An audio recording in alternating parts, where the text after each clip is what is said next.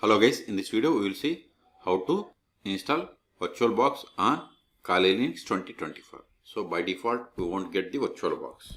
See, we don't have any VirtualBox by using apt method. Sudo apt install VirtualBox. Hit enter, type and hit enter.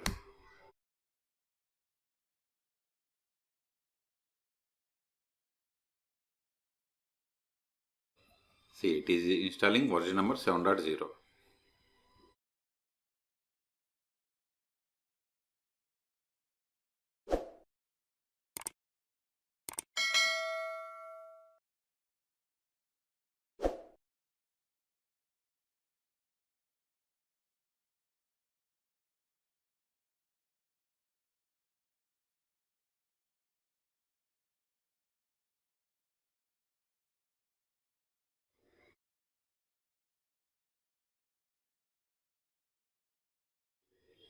See, installation is completed.